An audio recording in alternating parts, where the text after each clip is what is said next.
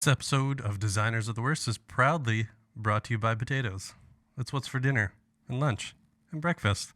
Potatoes, great as a side dish, main dish, or just for fun, add it to a smoothie for 100% guaranteed nutrition. Let's start the potato show.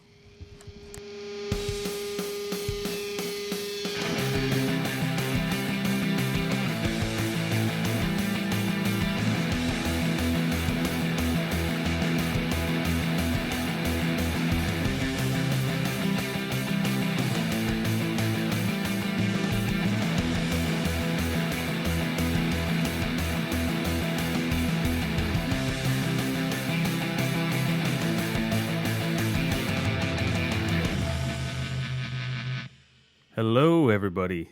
Welcome to Designers Are the Worst, your new least favorite show about an exclusively visual medium cleverly brought to you in an audio format. Matt is my name, and I hate saying format every time we do the show because then I have to say my name is Matt. So we need another word other than format. What do you mean you hate saying format? I hate saying format and then saying my name is Matt. It's too many Matts. Oh, I see what you're saying. An audio format. My name's Matt. Yeah. Right. Like an audio Farkas. My name's Marcus. Just say like I was born with the name Matt. That solves it. Just add a long pause that nobody will know. Nobody cares. No. So who are you? My name is Marcus. Yeah. Thank you everybody for downloading or streaming or whatever doing to listen to this one. Audio is going to be better on this one than the last one. It turns out that last episode I completely forgot how to record anything. I'd say about a quarter of the time it sounded like I was in a different room. Our guest Miles, I totally forgot the microphone he was using because we haven't used it in a long time. It's a Samsung Q whatever. The pickup for the voice is actually on the front of it. So I had it pointed at his face like a dick when it should have been like being stood up in front of him like a statue of a dick. Defiant of God. So when he was talking, like often it was okay, but then other times you could barely hear him. Like, why isn't this working? And then I looked up all the settings again at home, and there's a real good reason why it wasn't working, and it was partially me. Well, I mean, this won't come to a surprise to anyone, but that usually happens every 4 episodes? God willing. We forget how to do everything.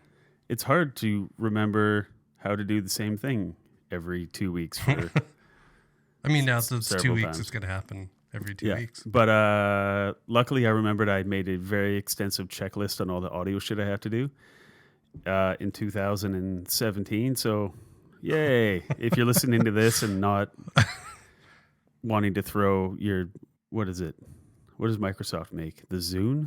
If you don't want to throw your Zune out your, what's a car? Fiat? Then it's because the quality. What's a Windows car? They didn't have a Windows car, but they had cars that were preloaded with like the Windows operating system, like how Volkswagens have like a Mac. Oh. It was as successful as, really the most successful thing Bill Gates has done is install toilets around the world. That's the only. He's done it's more. Only lasting project. He's done more for malaria as well. Mm-hmm. Yeah, and I just read a thing being an article.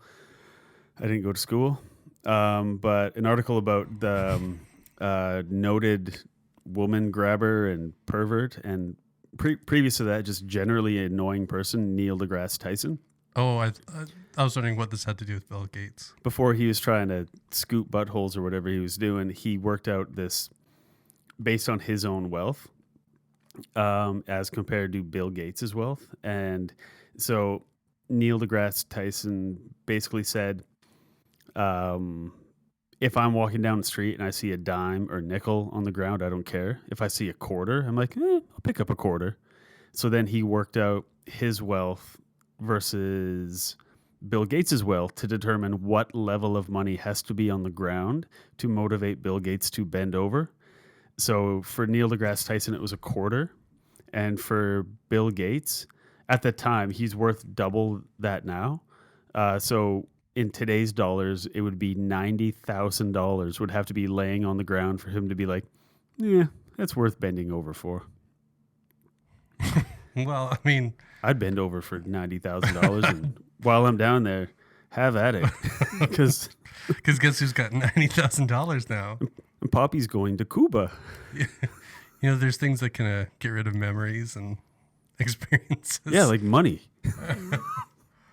Money's great for that. So, yeah, if it sounds better this time, it's because we remembered how to do the show. Yeah. Which is funny because we did 2 prior that sounded good. We did, but then we threw the wild card into it with 2 extra microphones. extra We hadn't done 2 extra microphones for a long time. We've done 3, no problem. Hey, 4, or very little problem. but 4 dicks. No, that's too many dicks, and I don't care who Not you are, enough, where you're from. not enough That's space. Too many dicks. Also, what we forgot to do, well, not forgot, I hit eject on the podcast last time because we're going for like 2 hours and 40 minutes.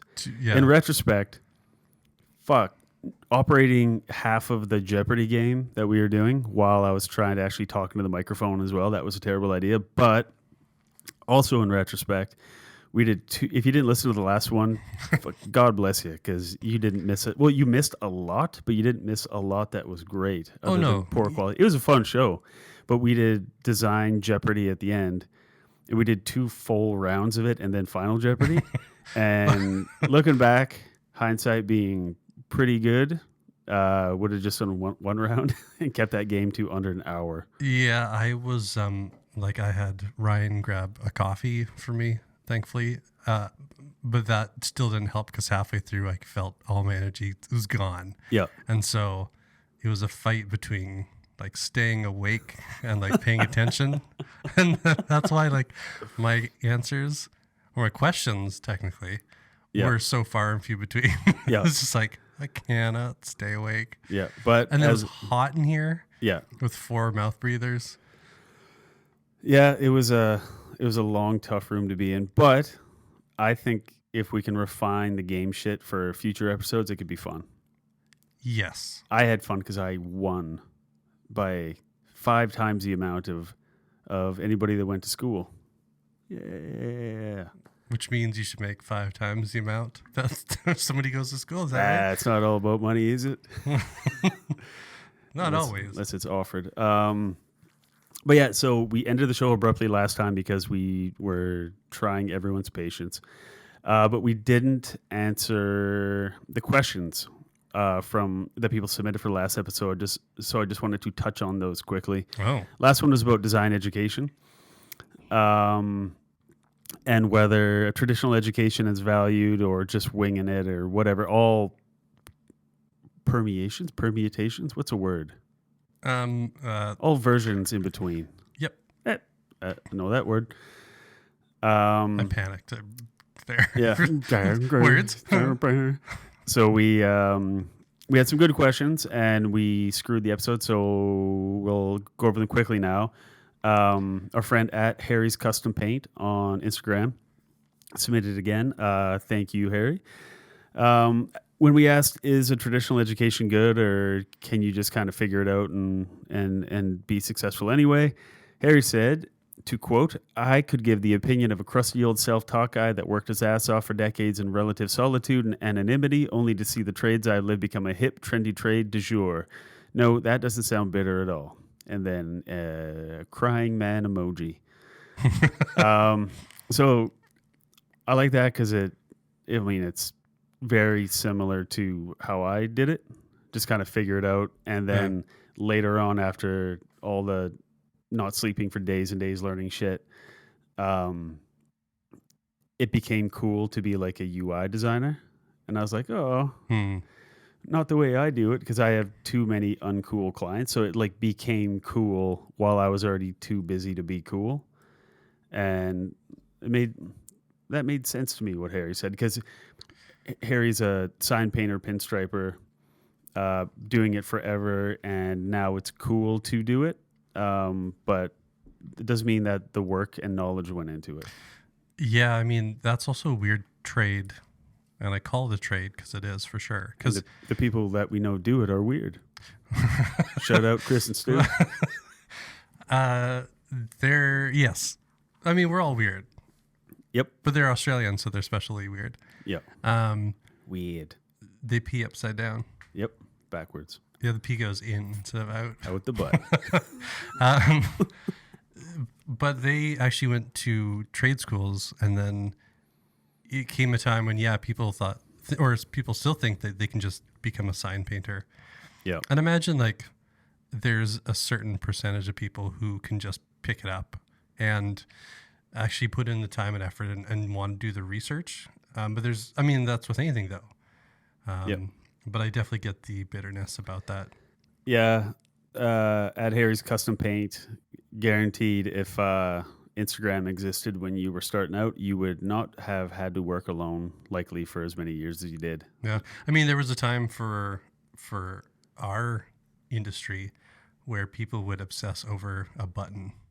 Fucking the 2 pixel radius versus 3. This. Oh, are you going 2 on that one? It's like, Look at the effects I put on this button. So, and it looks like button. burlap. Like, doesn't need to, but then you got to export it into 3 different slices. yeah. And then that was before mobile was a consideration. So yeah, to everybody that was doing it before it was cool, you're still not cool, but at least you have a job. Yeah. If you could be in this room right now, we are 2 fucking cliches, 2 designers all dressed in black. Yep. Tattoos confirmed. and I don't know. And Fitbits. Not me. I got to track my sleep. You don't know when you sleep? No, I'd like to know how long I've slept for with like an uninterrupted sleep. Because your light sleep and then your like REM cycles are of course different.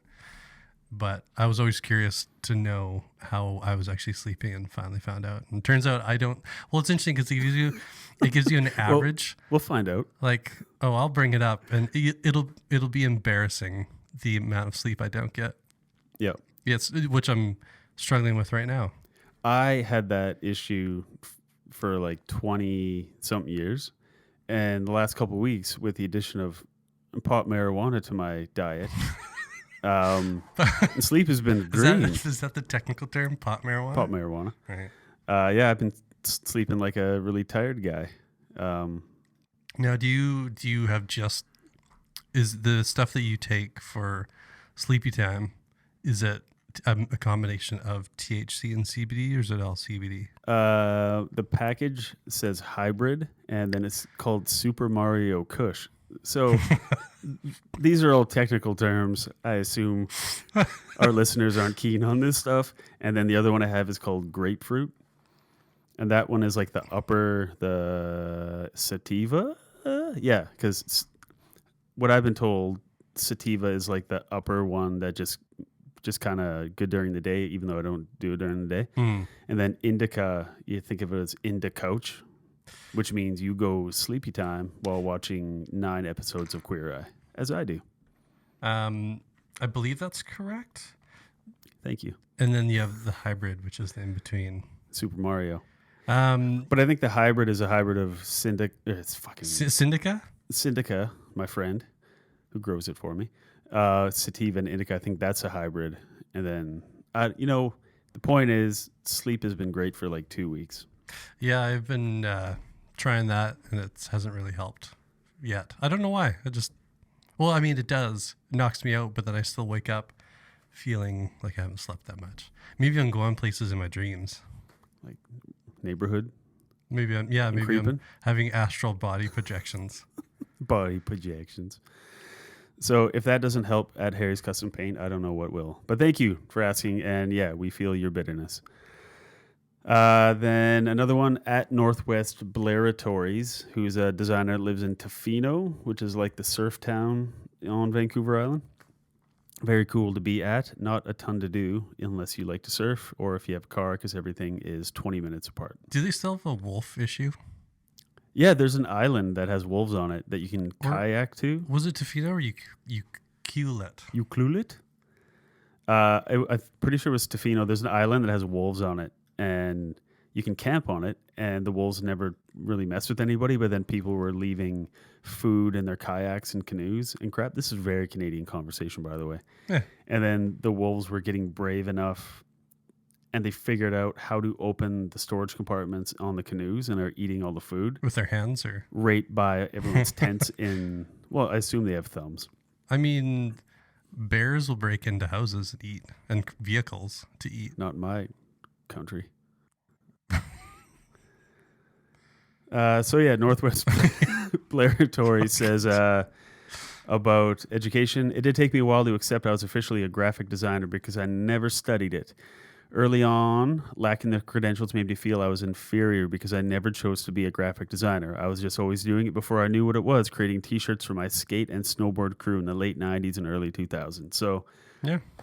similar to my thing too, just started making pictures, and of course the first people that come knocking on your door are bands, and they have no money, but you get to make cool shit. And then after a while you're making stuff for realtors and wondering how much Windex does one have to drink to just teeter on death but not completely die.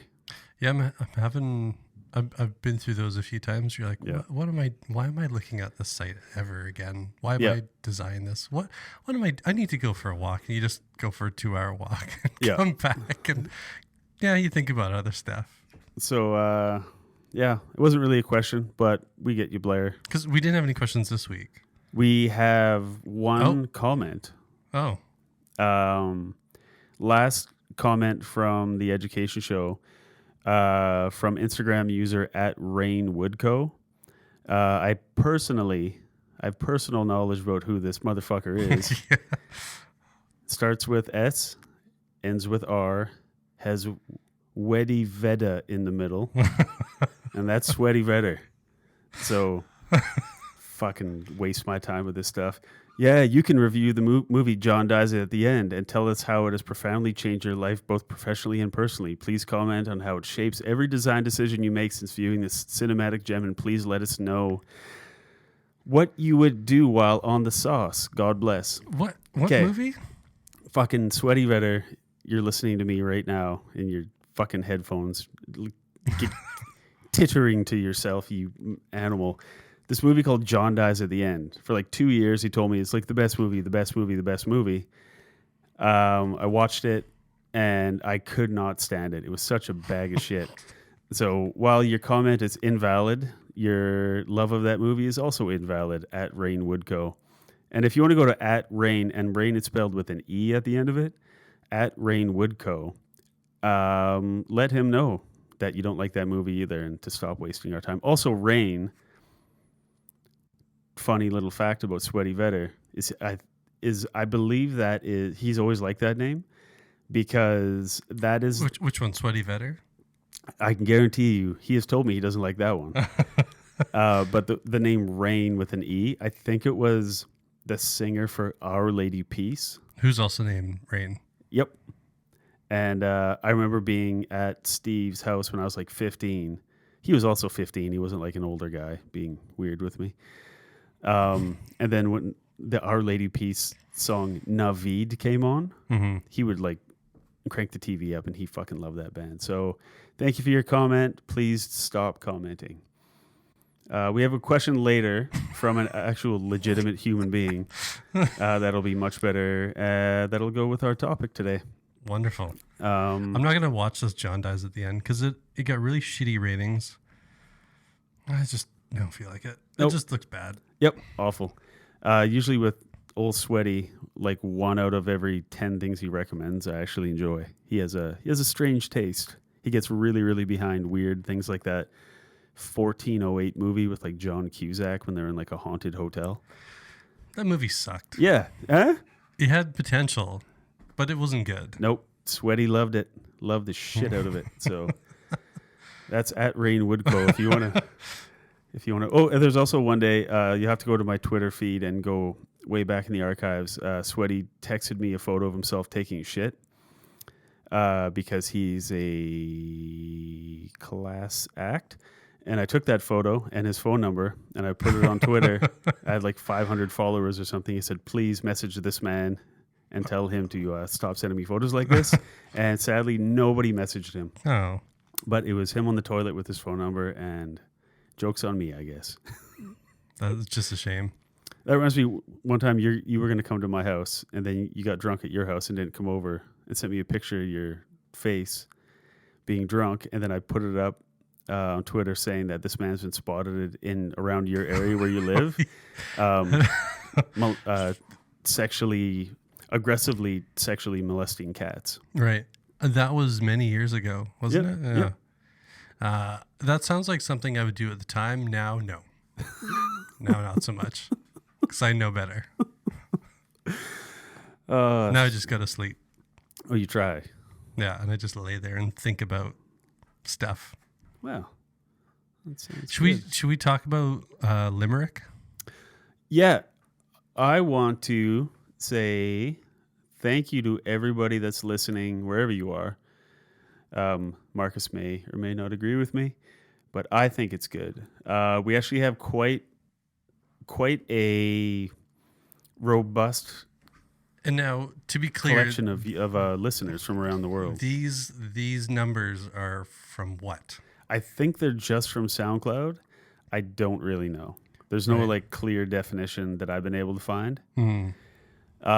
But Marcus mentioned Limerick, and out of all the listens to the podcast in the last month, Limerick is number 2. Like Limerick has more than Vancouver.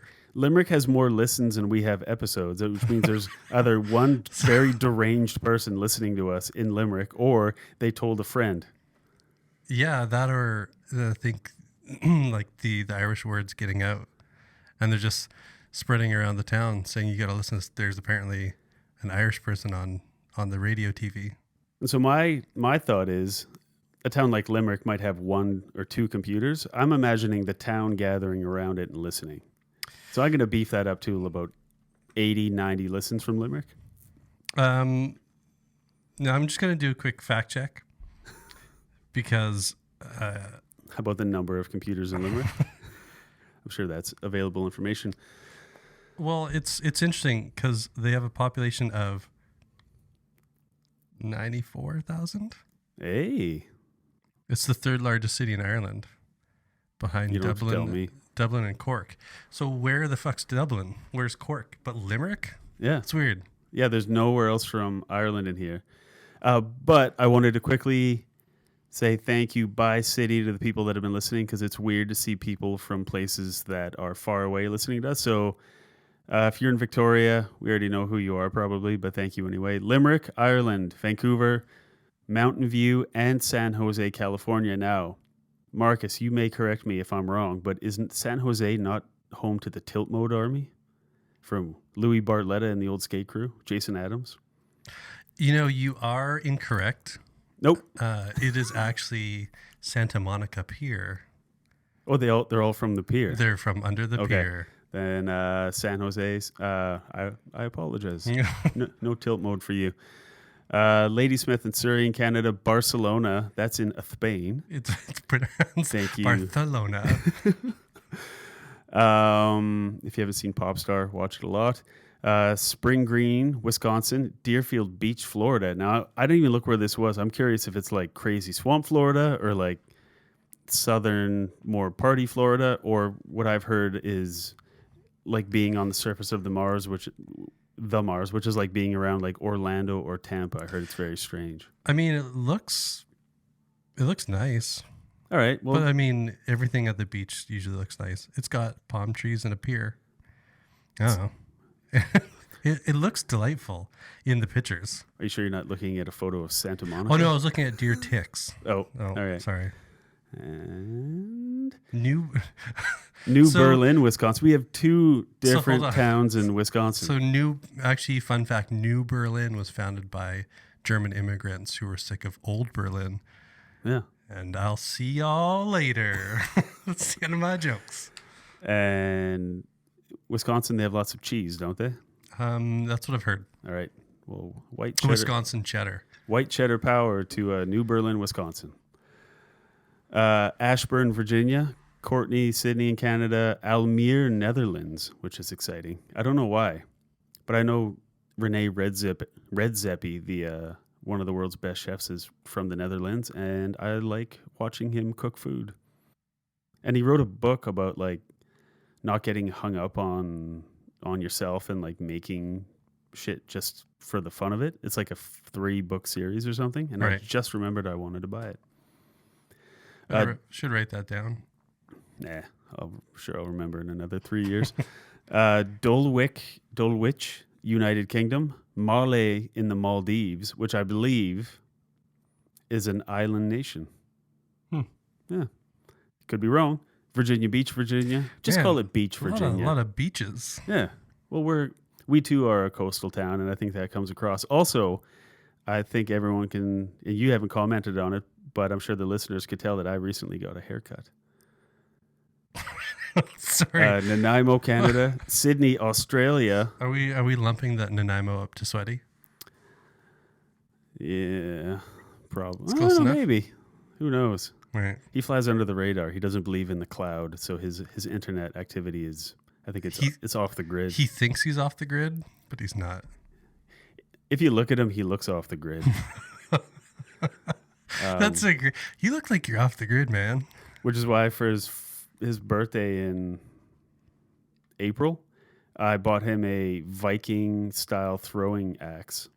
That's appropriate. It has like a 3-foot long handle and a big like Viking axe head, and he has like 3.5 acres, and he can just go outside and throw his axe at shit in the yard. Yeah, that works. Off the grid, Port Louis in Mauritius, which I think is in like Ukraine area. Who knows? Not us, but thank you for listening. Bone Island, Canada. That's an island. And then Mannheim, Germany. So that is people around the world wasting their time listening to us talk in a room. Yeah. That's really, really fascinating. Did you, I know you're a huge fan of conference talks and product announcements. If I can hashtag inspiration anything I'm doing, I am as jazzed as a jazz man. Super. So the most recent Apple WWDC. Oh, the World Wrestling. Is it like the 2-hour commercial for all the shit you have to buy now? It was the developer focused one, but they did an update or showed an update on iTunes, and now they're splitting out into podcasts as its own separate app. Whatever. But the neatest thing about it is you can actually search by content. So if you wrote, I did see that designer's penis, we're number one, baby. It scrapes the actual content that has been said and will bring it up. You can't say penis and scrapes. Scrapey penis. He was all right, but he had a scrapey penis. God, he had a scrapey penis. Drove me nuts. That's the show title. God, he had a scrapey penis. A scrappy. I know what I have to repeat it. I edit the show and I'll listen to it again. All right, noted. God, he had a scrapey penis. So it's interesting how global this phenomenon has. The internet. Yeah. So we're proud to announce we're going on the road, and our first only stop is Limerick. So we need somewhere to stay. So if you have a free accommodation, yep, we'll be there in 2 years. Your stone cottage, just near the pub, I assume. Limerick's goal is to get Cork and Dublin on those records as well. The people of Limerick have to know what like North Americans consider a limerick to be. They all end with a guy with a dong so long he can put it in his own mouth. Or a bucket, something like what? that. There once was a man with a bucket or something. They always start with like there once was a But man. it always goes to fuck it or suck it. Yeah. We're not a dainty people. I'm sure the people of Limerick are much more refined than we are. But yeah. All the limericks we know end up with a man pleasuring his exceptionally large penis. I don't know those ones, but well, look into it. They're great. So, as a segue from very questionable limericks, what are we talking about today? We are talking about client rosters, and is 20 clients the key to success is one client, the key to success, and all the shit in between. Or no client, and you work for a company. I guess they would be your client. That's what I'm considering, like including like a software as a service company or something. If you work for like Dropbox, like that is the client. Yeah. Yeah. Right. Okay. Well, do we want to take a break and then dive into that? I do. First, I want to discuss out of that Apple conference, they unveiled a revamp of an old font that they had in the original like Mac computers. It's like a sans serif font. I completely missed it. I read an article about it. I didn't watch the thing because I can't watch Tim Cook be like, and this really rocks. And then you have to watch him use a phone. He's on a stage in front of like 10,000 people. He's using a fucking phone. So it's like going to see Led Zeppelin and they work on a puzzle. But anyway, well, they're not doing it. They're just keeping to themselves. Like, oh, do you have a quarter piece, love? It'd be like going to see them and watching the guitar player Jimmy Page, who I almost forgot, just string a guitar or shop for one. Yep. Shop for a guitar. He has a catalog. So that's what he does, just flips through a catalog on stage. And then when Tim Cook goes like, yeah, so we have dark mode now and everybody loses their shit. I can't get behind any of that stuff, man. I just don't care. I tried dark mode and I didn't like it. I hate it when they put it on the desktop on Mojave or what one are we on now? Mojave? Yeah. When they enabled it, I was like, oh, I'll try that. And then immediately it's like, ugh. Well, like, I hate white text on a black background. But then also so many things came back as purple. Like links were purple. Yeah. Or just like the way it does a color contrast. I just didn't care for it. I know some people live by it, but I tried it out. It's not for me. Nope. The light time is the right time.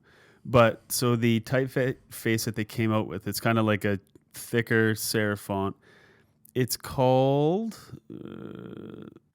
FIFA World Cup. Yep, nope. FIFA World Cup. The original person that designed it was Susan Kerr, Kerr with a K, and she designed it like back in the day for Macintosh in 1983. And then what they've done now is they've created it. It's going to be, because apparently with the new operating or the iOS, you can choose different fonts for applications. Oh. Which is a nightmare for me because it's like once you start, you can never stop. Yeah. So I just have to take it as it's provided or I'll lose my shit. But it's called New York. It's a really nice looking typeface. They've made it free for anyone to download. Use it for whatever you want. It's based on the original one by Susan Kerr. And yeah, like now that screens are, primarily they're all Retina. You can use a serif typeface and it's still like it's very readable. It looks great on the screen because everything's crisp as hell. Yeah, I thought it was kind of cool that they redid an old font. They did it really well and they made it free for everybody to do whatever the hell they want with. It looks familiar, like it looks like a lot of other ones, but it's obviously not. But it's nice to see it free. Yeah, and it's technically 36 years old. Yeah, because it came out 83. So if you go to worstdesignshow.com, what the hell? Of my many podcasts, I can't recall which one I'm on right now. If you go to the Internet Explorer. Yep. If you go to Limerick, Ireland, wait for your turn at the Village Computer. Hopefully the library doesn't close. And then go to worstdesignshow.com. Check out the link to Apple's typeface here. They also did a nice, neat thing too where if you go to because they put out a new Mac Pro or Apple Pro. Yeah. Which is huge. But it also is capable of like 28 cores, which is and speak for real fast. Starts at 6,000 US, something like that, which it's not reasonable for like a Pixar-ish computer. But not needed for somebody just making a website. No. And then I saw that they came out with their 6K display. Yeah. Which is a $5,000 thing.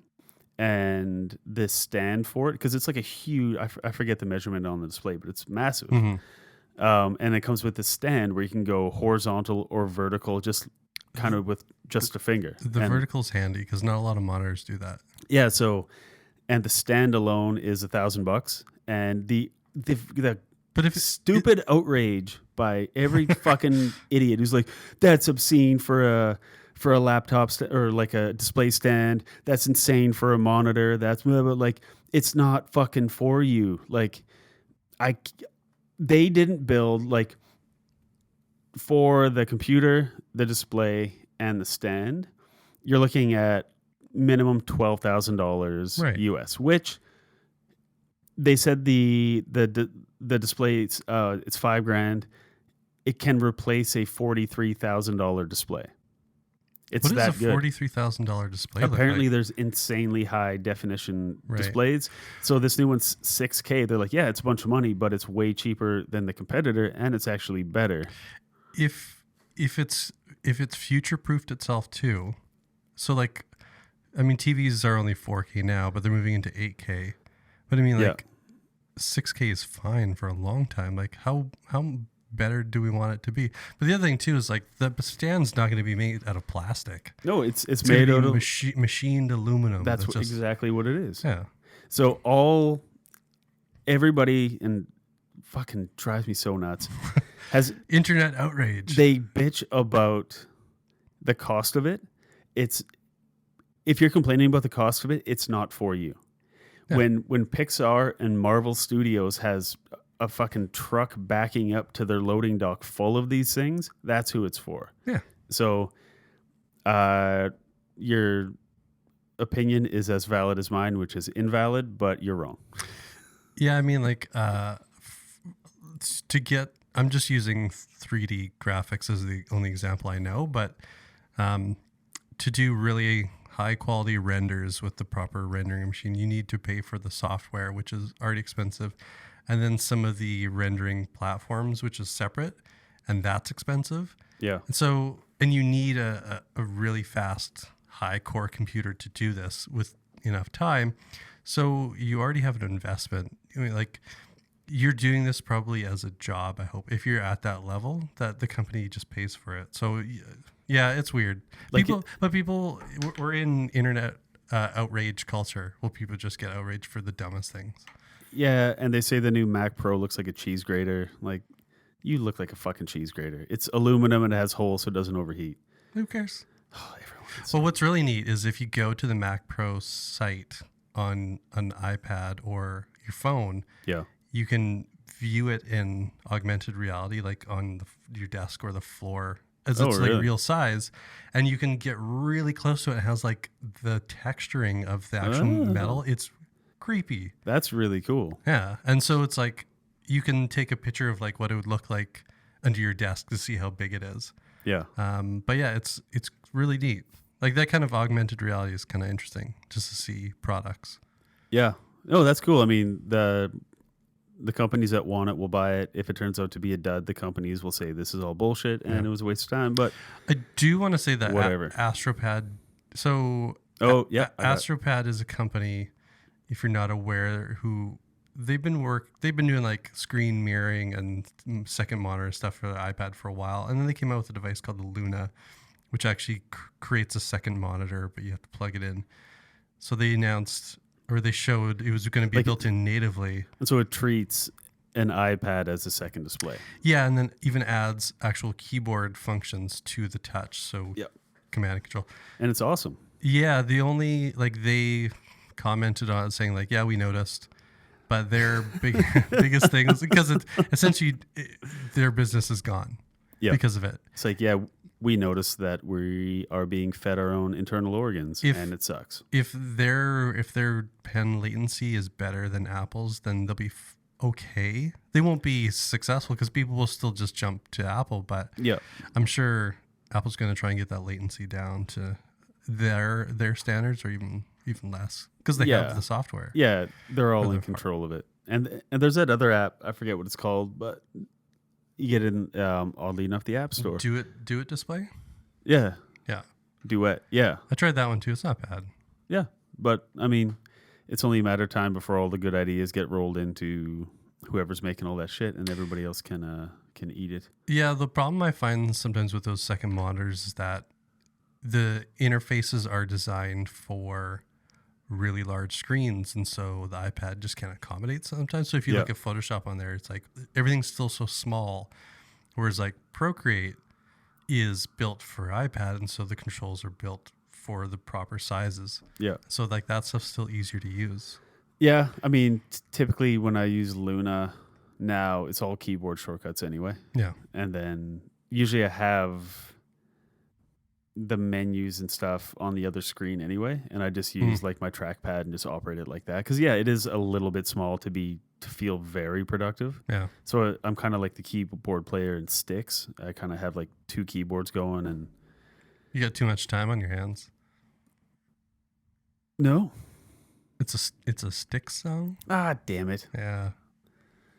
Mr. Roboto, and that's it. So for the last thing I want to try before we take a break and get into our topic is after trying a bunch of different things, like finding horrible things on Twitter to discuss or Instagram, whatever, I was reminded of my least favorite part about the world of design, and it's a man named Jerry King. And he draws these cartoons that describe like the plight of the designer. And in the worst fucking, like most stereotypical, it's just, I hate it so much, and I want everyone else to hate it as much as I do, so I need to share it. How long has he been doing it for? Too damn long. Oh. He, if you go to @King Cartoons on Twitter, you can find his stuff.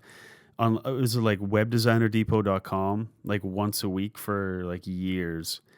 They would show like 3 of his newest like web design related things. What is like that cartoons? Site?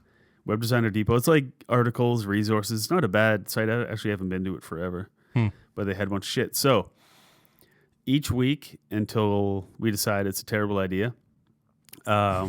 This is the right before the break. I want to get into fuck you, Jerry King. And Marcus, will you please do the listeners the honor of describing the cartoon that you see? And it'll also be up at worstdesignshow.com. Check it out. It sucks. All right. So there's a computer desk with a monitor and a woman and a man staying there. Looks like the man is got his mouth open talking, and in the place of a office chair is a toilet. That looks like it's filled with water, not up to the brim. That's high. Also, the tank on the back of the toilet is massive, as if he's never seen what a toilet looks like. All the way to the floor. Yeah, all the way to the floor, and then it's on like a little carpet. It looks like a prayer rug, to be honest. So no judgment. Now, I haven't read the caption yet, so let's read the caption. But let's also note that while the toilet is in place of a chair at the desk, it's not facing the computer. It's definitely off to the side. So unless he's shitting side saddle, he botched the installation. Well, his perspective needs work. He needs to work. Yeah. That's can I double-edged sword, please. So, everybody. I'm going in fresh this. So the caption is, there's time when a client needs their design on short notice, so taking a break isn't possible. So, God, it's fucking just stupid. In case you forgot, the segment's called Fuck You, Jerry King. And God, I have such a good feeling about this. So he's implying that you are so busy that you don't have time to take a shit. But he has time to explain to a coworker that I've installed a toilet at my so desk. I can shit because I'm so busy. You could be using this time to shit. You could just shit in your pants if you want to, though, too. You don't need a toilet for that. Hey, Debbie, I get you want to, pass the time, but I'm a very busy man and I have to shit. But in this case, he's like, I want my cake and I want to eat it. You know what? I'm gonna go deep on this. There's nothing on his fucking monitor. How about that? How about you start doing something? Yep. Maybe stop installing toilets in your office. There's not a keyboard. I see him. Is that a flusher or a mouse? And what's beside the monitor? Is that a bookshelf? It looks like a bunch of accordion, accountant folders. Oh my God. Anyway, Shout out to Jerry King. When did he put this out? Like recently. No. Like he puts it. Okay, I'll show you later. The Web Designer Depot. I've bookmarked it. Under favorites.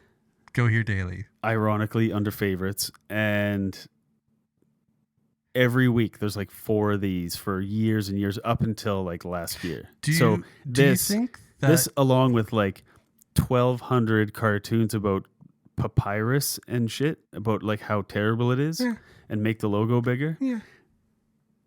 This is what he thinks of our profession. So, oh, I mean, I always take time to take a shit.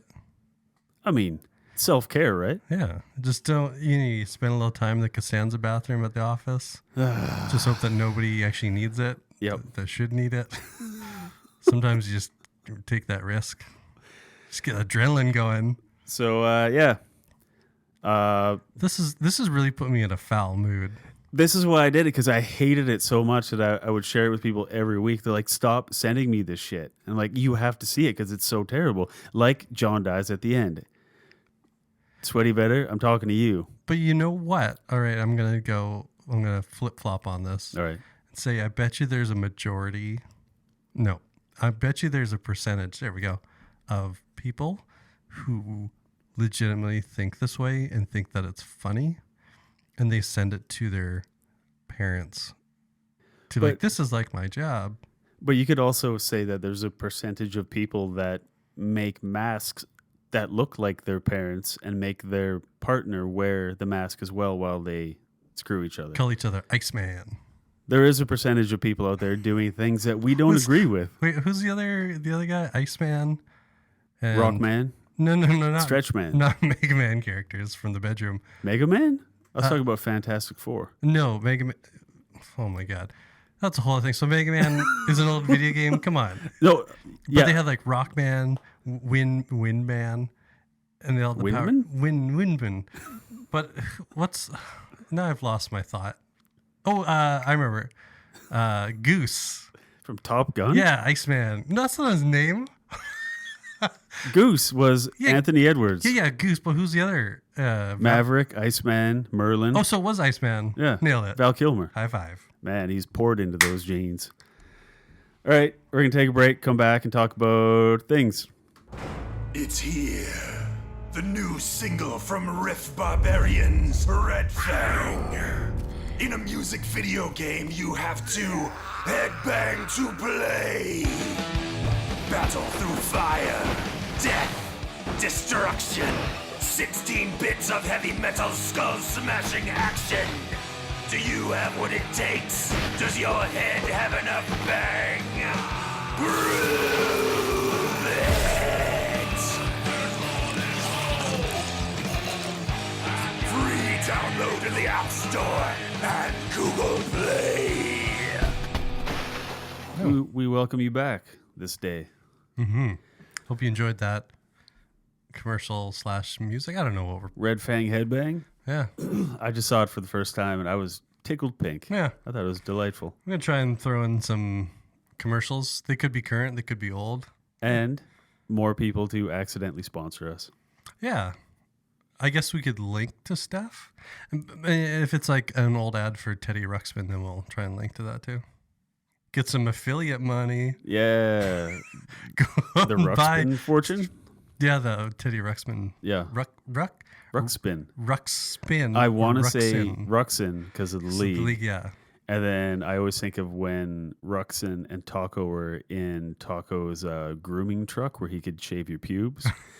And then Scraps. And then he called him Ruspin. He's like, "Hey Taco, sometimes you call me Ruxin and sometimes you call me Ruspin." He's like, "Yeah, that's your name, Ruxin Ruspin." It's like never stops. Are we gonna look it up? What it is? What? Teddy Ruxpin. Is it like Ruxpin? P or a B? P. Is it a Berenstein or Berenstein bear situation that's happening right now? No. It Do you is know a what I'm talking bear. about? Oh, we're Berenstein. You think it's spelled one way, but then you look it up Berenstein. and you're like, oh, it's not. Yeah, It's actually Goldberg's. The Gold Bears. Yeah, I had it the second time. Yep. Shout out to Jeff Green. That's Shout his out name in Curb Your Enthusiasm. He's in Goldberg's. I've never seen it. I was going to give a shout out to Adam Goldberg, who used to be with DJ AM. I think he was the old. Is that the guy burnt alive while Travis Barker? No, I'm thinking of the ex UFC announcer. He used to be with Joe Rogan. Oh, yeah. That was a guy. Yeah. Speaking of Joe Rogan, do you find it possible to listen to one of his shows? No, the way well, okay, so they're also 3 hours long. Yeah. So, but I like to consume it via YouTube of clips. Yeah, I saw one. It was Joe Rogan and Bill Burr talk about how dumb a thing is. And I was like, oh, this is good. And then Joe Rogan just hijacks everything. And he's like, it's the FBI has a base under like Mount Olympus and all this kind of shit. And it's like, dude is on a... People like their stuff. Like, oh, yeah. People like Howard Stern. I'm not a fan. I used to be a long time Sirius XM subscriber, and I would listen to Howard Stern every day. I hated when he would have like porn stars on and be like, so where are you from? And Lay, do you want to touch her? Like, it's just greasy and shitty. So it's great for radio. Also, the porn stars are... it's just like this show. Yeah. It's a visual format done on audio. It is ideal for everybody. But the porn stars made the worst guests. They were so dumb. And it was just the same thing over and over. But when he would have, like, I remember, like, a couple times a week, he would do, like, a 2-hour interview. Like, he would have, like, Jay-Z on, or he would have, like Lorne Michaels, or, like people of that caliber. Right. And they would just sit for, like, 2 hours and talk about everything. Those were really, really good. It was particularly the porn star shit I hated. But when he would, like, fuck with people in the office, I thought that was gold. Yeah. But they can only hope to achieve what we've achieved here today. Limerick. Pure success. You got no listeners in Limerick, Howard. We'll be awaiting those potatoes any day. Being guarded by the potato cat. Yeah. So yeah, today topic. Speaking of clients, Howard Stern has none of them. Nope. So we do, and yeah. Today we wanted to discuss and just go over the ideal, and it's going to be different for everyone. And it's going to be different once you think you have your ideal. It'll never be perfect, but just based on our experience, like, what's the best amount of clients do you have? Right. So the other thing I want to add as a precursor to any of this dumb stuff that we do is I made a comment a few episodes ago. I want to say episode 2 or 3 of season 8. And it was that we're trying to make this more accessible. Yeah. Fuck that. Yeah. Because you know what? There's so many dumb shows out there too. We're just a list of dumb. We're specifically dumb. Right. In a pile of dumb stuff. Yeah. So, you know what? This is all, any of the dumb stuff that we talk about is based on our dumb experiences, and we try to include other experiences, but if we don't have it in the room, we can't find it. And I'm looking around and there ain't a lot of people in the and we room. didn't do a whole ton of research, then that's what you get. So on that note, what's your experience? Like, I know a bit of it because we used to work together. Right. So yeah, I brought up the topic kind of the differences. What's the difference between working, for an agency being totally client based and your relationships are, I don't know, but I want to say an average like 3 to 9 months, maybe. Yeah, it's to working. It's premature to full term. Right. Depending on how you working birth. For one client, whether it be a very long term, like 2 to 3 year engagement, or you work for a company and you just work on internal products and the company's sites, the company's products, the company's marketing materials, that's all you ever focus on. So you might not have what a traditional client would be. So that's kind of a roundabout way about this whole shit show. Yeah, so when you, as I'm sure a lot of people listening, and it translates to so many other industries as well. if you work for yourself or you work for like a mid-range company or whatever, you tend to take on a lot more clients because you're not charging a ton of money for them at first, and not even after a little while. So you tend to have like 12 clients just kind of hovering around. Maybe there's like 3 that you're doing like active project work on. There's like a few that are just kind of like just starting, so you're just kicking it off and just basically delaying them until you're ready to actually work for them. Say there's another like 5 that are old clients that you're just maintaining, and then there's like the fucking email out of nowhere like, hey, you made me a logo 8 years ago, can you make it blue? Right. It's like, well, no, like, well, yeah, but it's also 8 years old. Like, do you just want to revisit the whole thing, or like also like I'm not just going to change it just because you want to, just because I haven't heard from you in 8 years. So there's the tendency from personal experience to overload your plate with low to mid paying work because that's work that's coming through the door, and it's a tough road. Yeah, because there's the difference between running your own show with multiple clients or working for an agency with multiple clients too. Because if you're running your own show, you're very dependent on hours billed.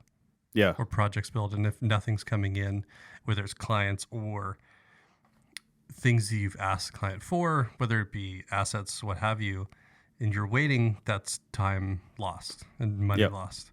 Whereas if you're in an agency with multiple clients and you're still waiting for things, it's like the company itself is losing money, not just you. Yep. And so you're kind of strapped. You're like, well, I'm waiting for a bunch of stuff. Like, I can just make things appear, and I'm not going to bill the client for made up stuff. Yeah. So in your career, what are like the different versions of like the client rosters that you've dealt with? What do you mean by the rosters? Like how many clients do you have on deck? What was the dynamic? What like budgets, low to high? Like what versions of client based companies have you been in, and like what was your role? Like I'd imagine now you deal with fewer clients than you did when you started. Yes. Yeah. Yes. So like what was like the walk from there to here? Well, the first job that I had right out of night school was Night court. me and Bull going for a walk. Was for it's just a company, and it wasn't an agency. It was I want to call them affiliate marketing. Yeah. They're more marketing, and they had like payment processing and stuff. But it was working on the product, working on their marketing collateral for trade shows, updating and maintaining the website. And so when there was nothing to do, there was nothing to do. But the company wasn't losing money because I wasn't working. They were losing money because that huge fat guy that worked beside you was always asleep. No, that they didn't lose money because he was asleep, but that was hilarious because he would just fall asleep midday, and you could just hear like a lull, like. And I took me a couple weeks to be able to snag a picture of him, but I finally did. The elusive beast. He did unfortunately used to sleep fart as well, and thank God I wasn't in the cubicle pod with him. But fuck, that was so funny. And then we'd like turn out the lights because I hated the fluorescence, and then that would put him to sleep even faster. Oh. But so working with them, it was technically one client, and it was hit or miss, or it was ups and downs of the amount of actual work. And then after that was strictly, since then, it's been all client. Like there's been barely any, like multiple clients at once. So when we first started working together, back when I was running my own little design company, we had, a quite like each person, like my business partner and I each had probably like 4 clients on the go at a time. And then we would hand you like a couple of projects to be like, would you be juggling like 2 clients at a time? I don't really remember. I think it was only 2 because you never want to just, you can't trust somebody completely right off the bat, but here's 4 clients. Don't fuck it up and lose us money. Yeah. so I think everything at the beginning was all test runs, which is understandable. And what's really funny is the first project that I worked on, the 1515 building project, is that marketing collateral and like site was I still saw renditions of it. Yeah. I think like 2 years ago. Yeah. And that was so long ago. Yeah. So it was actually kind of neat to see like the first thing worked on still kicking around, because it was okay. Yeah. Yeah. Then at that time, like I'd probably have like 3 to 5 clients going, and doing all the communication and all that, Right. which is just the killer in all this shit. Like Yeah. if you have, like if you're thinking about freelancing, if you're applying for a job and they're looking for and I'm putting this in quotes, full stack designer, What is that? head for the goddamn hills. Because what that means is that what they consider a full stack designer is you manage your own clients, you manage all your own communication, you manage your own deadlines, you do all the work.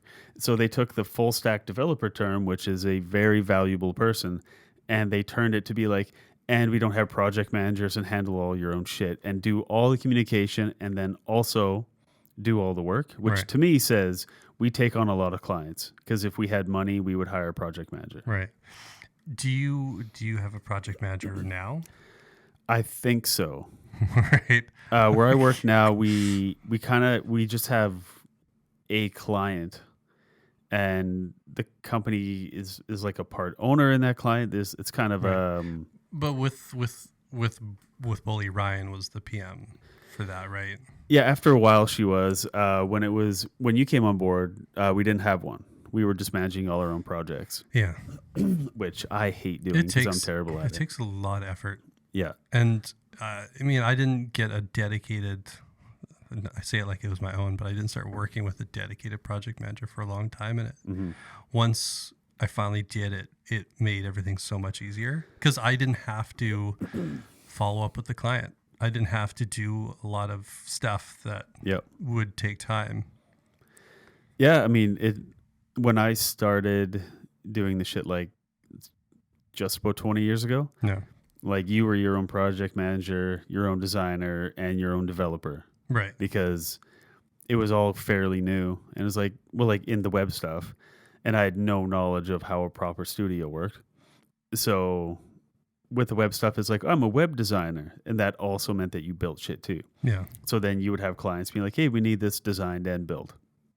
It's like, oh, okay, that's fine. It takes a lot of time.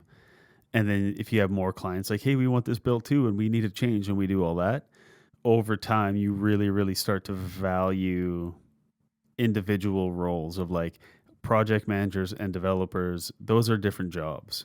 Where Yes. back then, it was rolled into one because it was new, and Well, you that's should be able to code action script, build out the site, action script for Flash for the youngins, and then also design everything and do all your emails and all that, which led to fucking really, really long days. And when you have like 8 clients on the go, it just never ends. Well, that's the role of that I don't know if they still have it, but it'd be like web designer, Yeah. because then you designed and coded your own stuff. Yeah. It didn't say, no, they said webmaster back then. That's Did fucked they? up. I hate that. Master of web. No one is.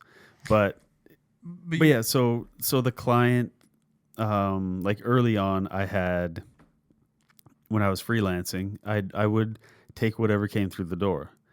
I had no knowledge of what a bad client relationship looks like and how to identify it early and how to fire a client. I had no real concept of like time and capabilities. I was like, well, if I can stay awake for 48 hours, I can get a lot of stuff done. yeah. Well, that's stupid. So that's the downside of doing it on your own. Yeah. And then when you're with a larger agency, you don't have, or you shouldn't have to deal with that stuff. No. And then when Some you're people do. and then when you're with one client or one product, you don't deal with anything that like that nature at all. Yeah, it's true. I mean, from working on my own to working for a university to working for my own company to working for an addition, like I didn't have a a design studio job until I was 38. Right. I had been doing it since I was like 20, and I've never worked in a studio. Mm-hmm. I've had countless studios over the years be like, "Hey, we like your stuff. Come work for us." I'm like, "Cool." And they're like, "How much money do you want?" Just so you know, we don't have very much money. I'm like, "Well, this is how much money I want," which is basically what I'm making at the university or making freelancing just combined. Mm-hmm. And they're like, "Would you be willing to take half?" And I was like, "For half the work?" They're like, "No, we just can't pay your full salary." And this went on for fucking years. So I was just caught up in the hornet's nest of taking on tons of clients to pay all the bills, because we had like young family. My wife was Borat's wife was staying at home with the kids as we wanted, because it's super important to have a parent at home when they're little, because they do all kinds of cool shit and you want to be around for it and make an impression. So I was working like a full-time job and then freelancing all night every night. And yeah, it wasn't until 38 that I got a job with like a studio where other people are like handling new clients and handling like Right. anything like bills and chasing down checks and shit like that. And that Yeah. was nice. But it was weird letting go of the control. Oh, I bet. And it was also really weird because it was basically the same shit that I was doing. I felt like I was freelancing at a desk by myself. I was the only designer there. Totally. And then I was managing. It turned out, like when I was interviewed, I said, "I am not a full stack designer." And I said, "This is what it means. And I'm not going to manage all my own clients and all that." Then over the year, I ended up managing all my own clients, because that's just what I had to do to get the work done. Right. And I was like, "Fuck this." Like, very nice people and a great opportunity, but I was essentially running my own design company within another company. And it was just stress, Yeah. because a lot of clients, most clients are great, but they all take their amount of time. If they pay you $1 or they pay you $1 million, they take a certain amount of time out of your life. And the $1 million client isn't necessarily taking more time than the dollar client. No. So while it's tempting to take on a bunch of work for lower money or medium money because it's walking through the door,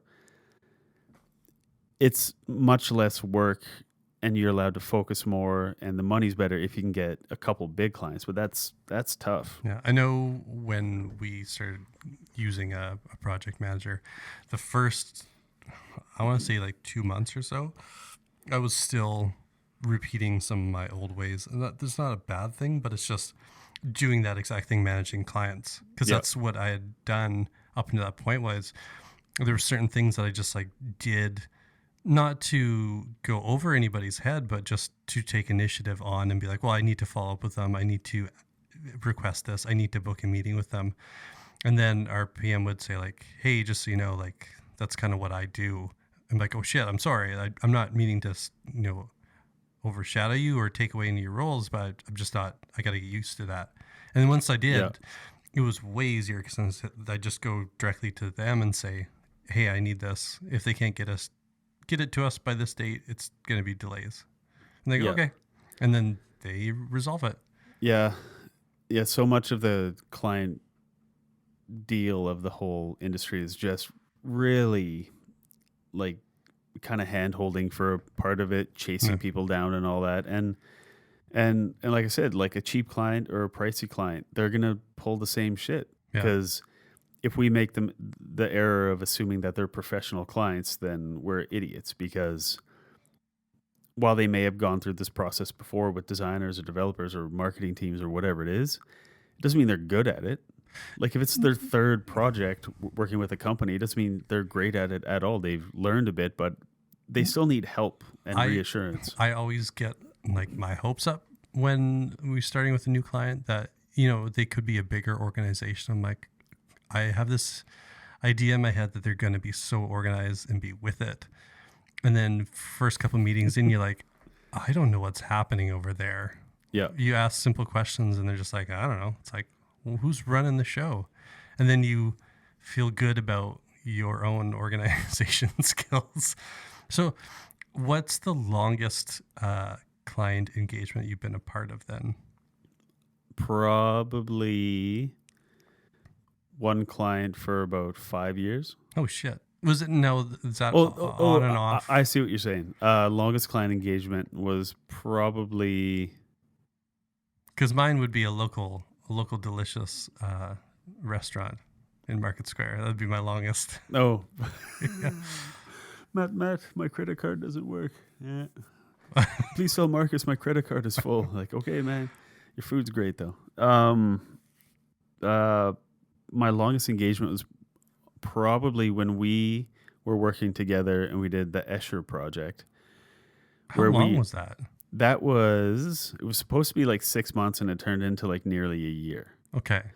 And for those who aren't aware, it was a condo building. Yep. In downtown Victoria. Yep.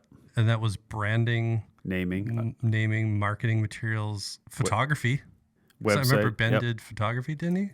Yeah, we did a photo shoot. We also commissioned custom art to be in the sales center. I also designed the whole sales center. We designed a custom art builder that could export like polygon art with RGB values. Yeah, you could upload photos to it. It was a big touchscreen, and then it could export it. We would store the RGB values along with their email. And then if they bought a condo, the idea was check the database for their email, see if they have made a piece of art in the sales center. If they did, then we get it printed nice and big and framed. We convert all the RGB to CMYK. Right. And then get it printed. And then when they walk into their new condo, their original piece of art's already hanging in the frame on the wall. Interesting. And that was the idea behind it. So that was a big project. Yeah. There's a lot of moving pieces. Yeah, tons. And a relatively smallish team doing the work. But we got a ton of work done in under a year. Yeah. And yeah, so that was the longest, which was great in so many ways because we got to focus real hard on it. But at that same time, I also had the other like 3 to 5 clients being like, hey, we need this. Hey, we need this. Because I was engaged in active projects. So was that the same time when you were involved in the microbrewery site? Yeah. The Category 12. No. The Strange Fellows? Nope. I'm thinking of Spinnakers. That's one that my business partner was working on. That I just remember there was, I think the 4 of us were adding locations manually. Yeah. Like where to longitudinal and latitudinal coordinates into a database and then populating Google Maps. So we did a year with Escher. You did the majority of it. Was there any breweries that you worked with that were that long, or were they shorter? Because some of those were branding and then label creation over time. Yeah, there was, and they're going to be naming, branding, label, all marketing pieces, website stuff, naming beers, coming up with merchandise. So the Escher project was a very dedicated, focused amount of time with the consistent money coming in every month, because we would carve out about 2/3 of our week for this project. Yeah. So that was the dedicated money. We're essentially on retainer for almost a year, which was great for security and all that. You really get to focus and see the project get like fleshed out. But then, there was also the other ones that were going on concurrently, where working with the brewery, there's a big push at the beginning for naming, branding, labels, and then hold on. Like, we got to see what money's doing, and then there's the delay at the brewery, building all that shit out. So those trickle out over the course of a few years. But so really only one Escher project I've ever had that I could genuinely spend like a good chunk of a year making everything for. And it was a good client too. Yeah, great. Yeah. I still talk to him. He's left that company he was with, and I think they're moving out of the country or something, maybe, I forget, but I talk to him once in a while. Yeah, super sharp dude, great to work with, because he would tell you if something sucks. Yeah, also that's why it was a nightmare to work with, because you'd be like, this is good, he's like, I hate it, it sucks, done. Like, he wouldn't mince words, which was the great thing. Yeah, But then the bad thing was you would instantly find out if he hated it and be like, fuck, the past week was for nothing. Right. But then with the long-term client, talking about have, 15 clients or one or two, is that over time you develop a shorthand with the client where Right. you know the kind of stuff they like. Yeah. And even though it's like, this isn't what I would prefer to give them, Mm-hmm. this is, I know it fits within everything else we created, and I know that they're going to be into it, and I know that for the 1% of difference it's going to make to their customers, I'll just make them happy and serve the project and their customers rather than fighting really for nothing. So you get that nice relationship. On a unrelated note, well, related, but whatever side note, the original work that was done for Category 12, the like redacted space ship, Oh yeah, that would have been way better. yeah. But at the end of the day, you can't really force somebody. Yeah, for one of the brewers I worked with, the concept I named it, and we mentioned it on the show before because it was a big project and it was a fun one. But so for the concept for this brewery, I wanted to come up. Well, I named it Category 12 for very specific reasons. One of them was to find something that wasn't trademarked, and thankfully that shit wasn't. It's an important thought to have, and I imagine a lot of people actually don't have that until afterwards. Yeah. That they've done all this branding, and they're like, shit, we can't even trademark it. Yeah. Or Oh, that was a full body burp. I think I puked a little. That's all the Perrier. I've lost the thought. You know what? It's gone. It's gone. But with nope, I forgot too.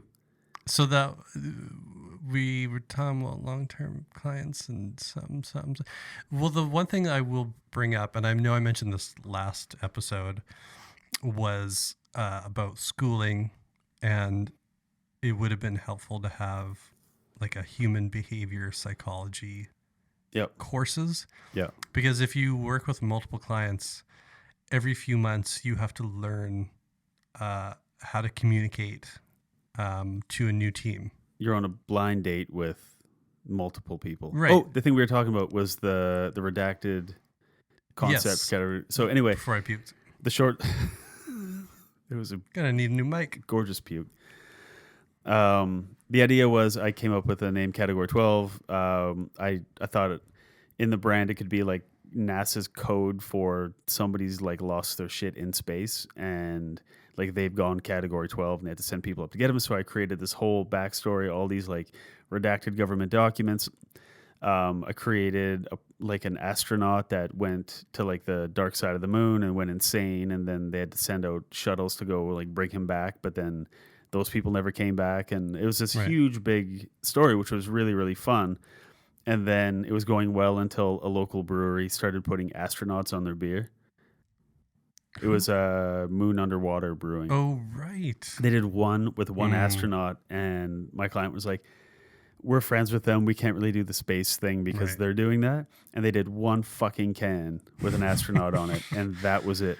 So, And their beer's not that good. nope, it sure isn't. The Category 12 is nicer. Yeah, it is good. But either way. But anyway, So yeah, that's the whole thing with working with a lot of clients is everybody's totally different, and you got to get used to a new client type every few months, and that can be a pain. It doesn't wear you down, but it's like a struggle because some clients, your personality wants to shine through, and you want to test the waters a little bit. So, quite often I'm guilty of like testing the waters of what's an acceptable joke.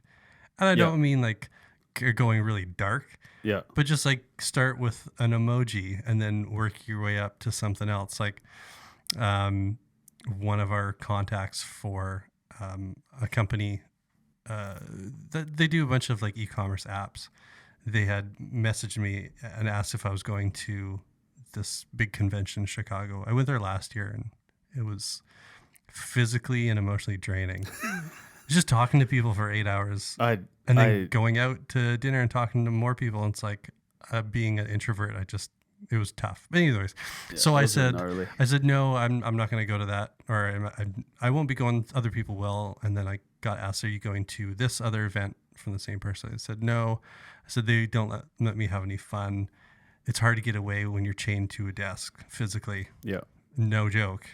And they're like, oh, I'll just see how this goes. And of course they laughed. But you try stuff like that with a client to see how it goes. I've tried jokes over a Google Hangout, which of course there's a delay. And we did it with one client. And in our entire engagement with this client, he never had his video on. Yeah. So, so the first few meetings I did try joke. No response. And so you quickly realize, like, okay, we can't joke with this client.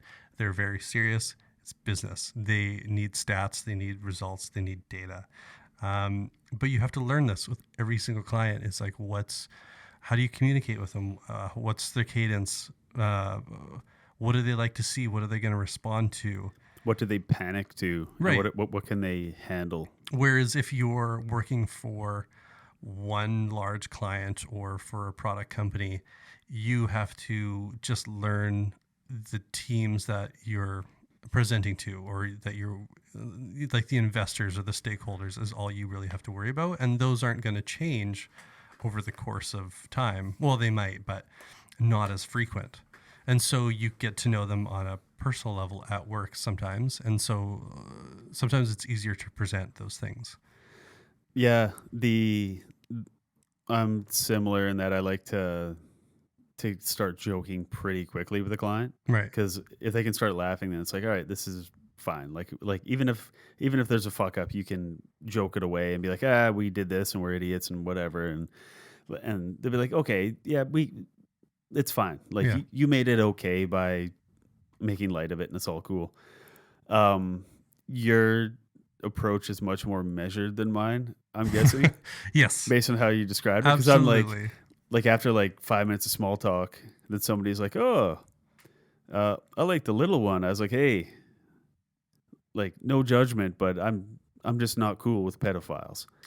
And then the room will just look at me and I'll be like, oh shit. Like it's like I dip my toe in. It's like, oh, this is fine. And then I just rip my clothes off and jump all the way in. Right. It usually I can't think of a time where it didn't work, but you can go pretty hard in the paint pretty quick if you're like, I think I got this room figured out. Once you're in, like with clients, the nice thing about having a lot of clients is you get really good at what you're talking about, adapting to shit. You get really good at presenting. Right. You get really good at keeping meetings on track, ensuring fuck-ups aren't welcome in the meeting, just time wasters and all that kind of stuff. So dealing with one client all the time, which I've been doing for the past 6 months, there's more of everything's gradual. It's like, oh, we work together. It's fine. We'll do it and all that. But that rapid switching of a lot of clients, you get really good at just improvising shit in a meeting, improvising shit in an email. Yeah.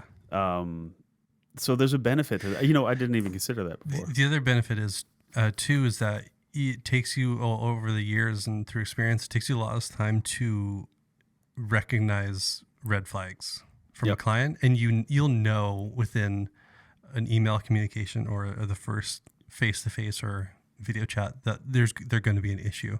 Yep. And you have to go through that shit to find it out. Like I've worked on a project and it was with the CEO of a company who is a legitimate billionaire.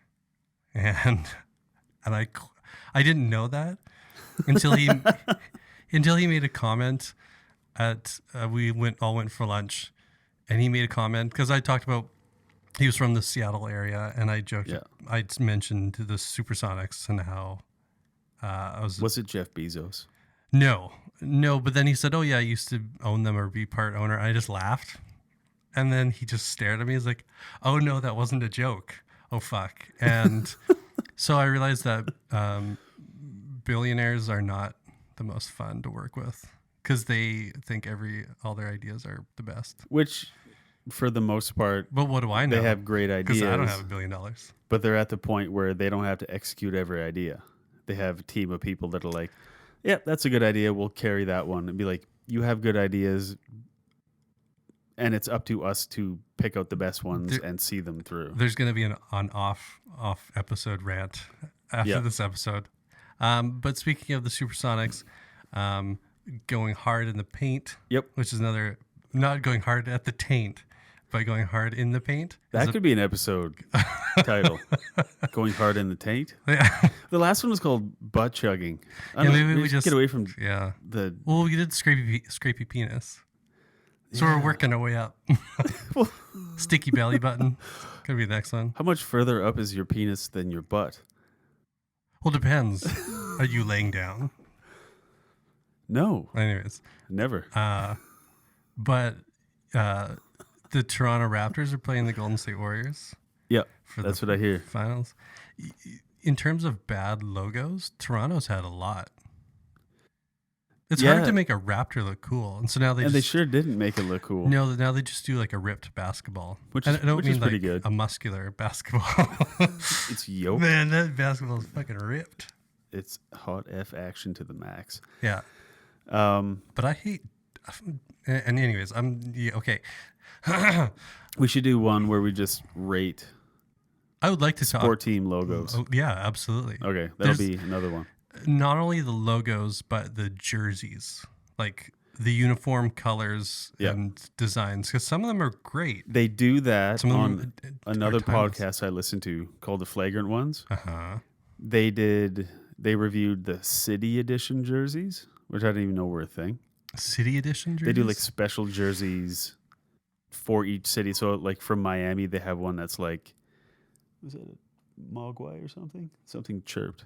Oh. Anyway, they'll have one that kind of looks like Miami Vice, right? Like specific to that city. So it's not their standard jersey they would typically wear, but it's like it's mainly like collector stuff for the fans. Oh, like the third jersey is what they call it. Yeah. Yeah. I know the local hockey team, the Vancouver Canucks, they have a few third jerseys. Some of them are retro, some of the Flying V. They're all retro, actually. What am I talking about? We could actually... Yeah, because I don't watch hockey. I don't watch it anymore. I haven't Canadian, watched it for a while. And we don't watch it. I've been on the basketball train for a while now. That's a lie. I've been trying to get back into it because of how much... When I'm watching the playoffs now, which is on right now, so I have no clue what's happening, doesn't matter. But I'm watching it now takes me back to when I was a kid watching 90s? The Bulls. Watching the Bulls and Supersonics play in the finals, or not in finals, but in the playoffs at least. Bulls and Lakers, and like pretty crazy. How much I just used to enjoy watching basketball. It was a lot of fun, and I'm starting to enjoy it again, and actually kind of get back into it. Yeah. It's just some of those guys are just so talented. It's insane. Like the level of play back when like the 90s when like Bill Laimbeer was playing for the Pistons and he looked like one of my dad's like booze hound fuck idiot friends. Well, like, was that when you could still punch? Yeah. Right. Bill Laimbeer had like the plastic face mask, which I never know what like those Horace do. Grant? Horace Grant had goggles. Bill Laimbeer had like the full, it was like almost like a serial killer mask, but it was like see-through. You'd wear it when you had a broken nose or like a broken bone, but if he wore it all the time, he wore it a lot. And he had like his arms looked like two like freshly born like harbor seals or something. They're just like these white flabby little no definition. They're just like smooth tubes, and he looked like a dude that basically got off the bar stool and then put on his jersey. And that compared to like... But that's baseball too. Well, baseball's like the fat guy's dream of like, I too can be a professional athlete. And you know what? I know we're getting really off topic and sidetracked because that's just fun. But the new heavyweight boxing champion right now is a fat guy who beat... a guy from the UK who is the most in shape athlete. Well, when I used to work with my dad, I used to be a furniture mover. And no need to brag. Hey. Thinking if I still have one of the shirts. Nope. You don't. Pick stuff up and put it down. And sometimes you just hang on to it all day. But that was the thing is like, my dad, he's built like a fire hydrant. He's like shorter and he's not like a muscly dude. And if you twist his arm, he pees. Yep. He twisted hard enough every time. And then the guys that would like normally be on his crew along with me were just these like fried potato looking motherfuckers. Like basically like if you get fired from your roofing job because you were too high and fell off the roof too many times, then you become a furniture mover. Right. Then my dad was like the like by the book, like the guy that ran the show. So everyone wanted to work with him because, you know, he paid well and he was really good to work with because he was very organized and all that. But you do tend to get a lot of fuck ups in that world. But it would be the guy who's like, you know, 53 and a half years old with like 2 lit cigarettes hanging out of his mouth that would be carrying like 3 boxes full of books and like running up the stairs. Yeah. And that guy would go all day. And then if we were in a town where we needed extra help, we called them swampers. I don't know why, but we have to hire a couple swampers. And it was just kind of basically any person not in a wheelchair that can hold things. And then there were so many times where it'd be like me, my dad, and then like some like rehab flunky with like on his 9th cigarette during his coffee break. And then this swamper would show up just like wearing his Gold's Gym shirt and just like an Adonis of a human. And within like 2 hours, they were completely gassed. And like, hey, we had like a water break or something like that. And meanwhile, the like estranged father of 8 on his 40th cigarette, it's still sprinting up the stairs. It's a weird like. Yeah, the last 2 moves we had, I hired the same movers, and the guys that showed up, I'm like, "Are you sure? Yeah. That you're going to be able to do this all day, or for at least 3 hours?" Yep. They're lifting fridges, Yep. and huge things, and it doesn't seem to be an issue. And I don't get it. I will say though, a swamper is a noun. It is informal and dated according to a dictionary, and it's from the North American. A laborer, especially one employed as a general assistant to a riverboat captain. That is actually a giant relief because half of the words my dad would say kind of had like racial undertones. Well, the so other, I didn't want to look into it. Hold on. Oh shit. The other part of it is from the U.S. and it says a native or inhabitant of a swampy region. I don't know what that would be classified as. I think A swampy region. I guess all of Florida. Shout out to Florida. Shout out to Deer Tick Beach, Florida. But Man, this was stuff. We got really sidetracked. The But whole hey. time I'm trying to think, where the hell do we? I know I can bring it back. to Jerry King. Fuck you, Jerry King. That's the title. Fuck you, Jerry King. So when I was a furniture mover, every day we had at least 1 to 2 new clients. Sorry, what? 1 to 2 new clients. 1, 2, TWO. 1 to 2. English is awesome. 122 new clients. Like during the summer when it was busy, you might get like 4 different jobs in one day. And you'd show up at 8 a.m. and some clients would have, hey, welcome guys, we got you donuts and coffee and, you know, whatever. Yeah. And some people would be like, you're 30 seconds late. And they'd be like, let's get this going now. And they would be such dicks that you wouldn't know, just like our jobs now, you don't know what this client's going to be until that first interaction. Like you booked a project and everybody's kind of got their business face on and they're like, oh yeah, handshake, fucking stocks and bonds, all this is going well. Yeah. And then you celebrate the booking of the project, but you don't know how these people are until, like you said, you start talking to them and like, oh no, you have no sense of humor, or you're tons of fun, but you suck at email, or you're awesome at email and you're funny, but you genuinely don't know what we're doing in the project, and you're not raising your hand saying, I need help, and you're fucking it up. Yeah, and because like with, say for client work, they're a lot of times paying by the hour or by lump sums. You know, I'm the type of person that will get to a meeting early, get set up, know what's going on, and always, if I'm booking the meeting, I have an agenda, I have a description. I hate being left in the dark. It's like, what are we talking about for the next hour? But if it's consistent where the client's always late to a meeting, like, do they really care about what's going on? Like, And it's hard because typically when clients engage with people like us for the first little bit, it must be kind of a little bit fun. Like, oh, we get to have the meetings, we get to like leave the office, or we get on a plane and we go meet them, and it's like, oh, this is cool. And all we really are is like a relief for a bit because they still have their regular job to do. Mm-hmm. So then after a little while, it's like they're always late to the meeting. They're never prepared. They never provide an agenda. It's because they're just hoping to get that shit done. Although I do work with one client who said, like, as part of their incredibly busy, stressful day, that they enjoy the face-to-face meetings with myself because it's like, because you're gorgeous. I am an Adonis. Yeah. An Irish Adonis. I look like a potato. He's Adonis Rickles. I'm all potato. Just because, like, I'm a pretty level-headed. You are pretty. I'm so pretty. I'm a level-headed person, and I don't get stressed. And you don't waste a lot of time. No, and so she appreciates that, and she's there early and focused, ready to go. But so there's polar opposites to everything. But yeah, clients are, like I said, you gotta learn each one. So speed dating. So what?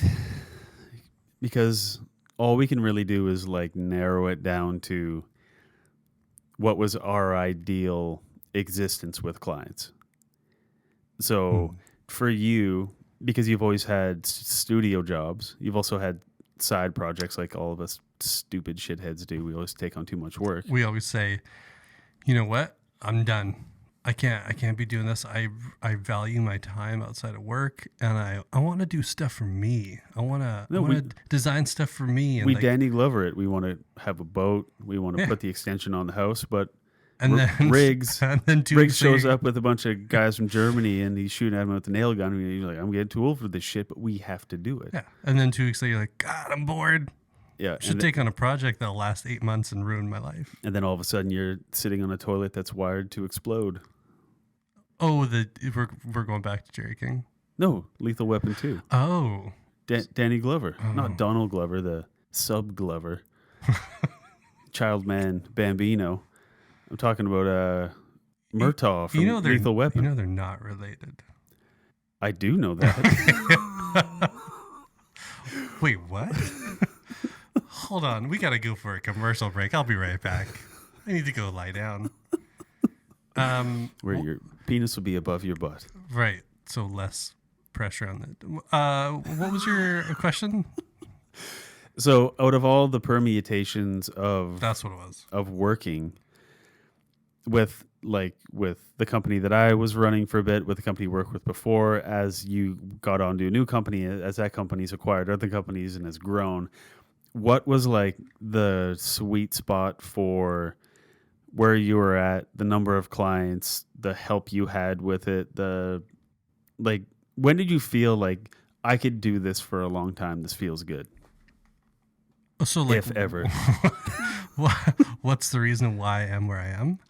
No, just like at what point from beginning till now was the like sweet spot of that was a good amount of clients. That was like everything was like the company was humming pretty well at that point. Right. And everyone just got their shit done and the clients were happy and we were happy. Like that's really the only way I can gauge it is if the clients are happy and you're happy, then things are going well. Right. I think between 2 and 3 is ideal. Yeah. Of like steady, not just like little hours here and there, or like little. If you were working out for one company, you could consider it like 2 to 3 projects going at once concurrently. Yeah. And that's kind of it to keep your focus on those things. Yeah. And to be enjoyable, because any more than that, like I think the most I've had was 5 or 6, but they were so sporadic that like 3 of them didn't really count. Yeah, as full work. Like those are like on a Friday afternoon, knock out a couple hours of like menial tasks for these people, and then like you move on, kind of thing. Yeah, like I'm on one right now where the work I've done with it over the past 3 weeks has totaled half an hour, and it's just like, hey, the client wants this change, Yeah. and then you just do a quick little 5-minute job. There you go. Yeah. So you work with a team as well, and you primarily always worked with a team, right? I've always worked with teams. Yeah. But like you've done freelance stuff on the side where you're on the hook for the whole thing. Yeah, where I do everything, and it's fine until I have to develop stuff, which is I can do, but it's not my strong game. Yeah. So I hope I can find an answer to something online, or otherwise I'm going to Squarespace. Yeah, this rant is brought to you by Squarespace. Hey, Squarespace, if you want to sponsor this show, because you sponsor every other podcast on the planet, we'd love it. Yeah. If you go to squarespace.com/worst design show or Wix and see the 404 page, go back to the homepage and then create a trial for yourself. And you're off to the races with Squarespace. Squarespace. I thought they had a tagline. Build it, ship it, kick it. Fuck it. It's like the new. It. It's the new Bop It. It's Squarespace. So I almost fell off the side of my chair. Oh fuck, man! These chairs, they don't make them like they used to. Turns out beer was not making me an idiot. Those beans were baked before this analogy made sense, and I just jumped out of it because it was terrible. I imagine your sweet spot's got to be like 8. Yeah, that was the greatest when I would have like 8, 12, whatever clients at a time. No, it's a lot of fun because the days fly by and you just produce so much work that it's kind of a blurry, like I imagine it's like if you're really good at karate or kung fu and someone tries to punch you and you don't even really think, you just block it. It's just like things are coming at you and you just make stuff to handle it and then it goes away. Well, if you're not aware, context switching is a skill that some people don't have. I have never had an issue with it. People say like, oh, it takes me about 25 minutes to switch a task. I've I'm heard like, that. I read that article too, fuck knuckle. Like, why don't you put on your big boy pants and just switch tasks? Like, can you eat a Pop-Tart and then eat a bowl of soup? Or do you need to take a walk around the block? Like, they're not friends, but you can handle shit because you're a grown-up. Yeah, we have a pretty powerful computer between our ears. Yep. And I've never... Yeah, I've been I've been told that some people have problems with context switching and they need time to jump over to the other projects. Like, no. Do 2 hours of this, then jump over this 20 minutes, jump over that for 3 hours. What's the issue? But it's if your brain is working, I don't know. Plus, if it's work, like if you're really context switching, to me that means that these projects are in like some stage of production. The big chunks are done. Right. And then it's like if you put in the time to do proper consultations, proper kickoffs, proper research, proper just like ruminating to yourself and writing notes and just understanding the project, and then say you do the big brand part or the big UI piece or whatever, then once you have that done, it's like, well, now switch to this. It's like, okay, I know the other project as well. Yeah, too. So I as well get baffled, and I'm sure it's a legitimate thing. Like, I know there's chunks of time that we'll have to go into a project that you can't. He's like, no, I can't jump over that because I need to spend the next 6 hours on this one task. Yep. But if you out there in Limerick have this issue, send us a message on Instagram or Twitter explaining like what the feeling is on Instagram or Twitter at Worst Design Show. Forgot that part. I don't know. So the wheelhouse for you, was it 12 clients? That was like maximum. The worst it ever got was there was probably about 12. I was doing all the work. I hired like a contractor. Like there was one book for the city of Vancouver that I was doing. Mm-hmm. I was illustrating it, the entire thing. I was laying the entire thing out, doing all the client consultation stuff. My wife was editing all the writing that was coming in. it was like a 70 something page book, and then we're responsible for 100% of the entire thing. So then I was like, we have too much going on. I already have like the lion's share of stuff done, so I hired a contractor to lay out the rest of the book, to be like, these are the type of sections we're dealing with. These are, if you see content like this, we have it all kind of chunked out, then put into a page like this. Yeah. And have you used InDesign before? They say yes. I'm like, have you used character styles and paragraph styles before? And do you know like how to edit master pages and how to create new like templates within a document and how to like reuse conventions and all that? He's like, yeah. Laid the whole thing out, gave it back to me. It took him like a week. 0 character styles, 0 paragraph styles, Right. 0 document wide settings. Everything was a one-off. And then the final document was due in like 3 days. So I stayed up for 52 straight hours and I did the entire thing. And that sucks when you have so much going on and then crisis happens, because it's all cool. It's like I have like my 2 or 3 clients and everything's good, but it's like when one of them has a crisis, you wish the other 2 didn't exist for a week. But that's when you install a toilet at your desk. Yeah, sideways with a carpet under it, Right. and tank to the ground. Yeah. And then show So Debbie and HR how you like to shit. So now that things are different, is it like 2 things ongoing? Kinda. It's with what I do now. We have 1 client, but they kind of have like 4 companies within it, all kind of doing the same thing in a different way. So it's really, really weird. Not like when I said I don't really know if we have a project manager because I don't deal with one. Yeah. I manage all my own stuff, but it's not like managing emails all day. It's just talking to the client in Asana about, which is like Flow or Basecamp or whatever. Oh, I thought I literally We're in Asana talking. That's and tip to tip.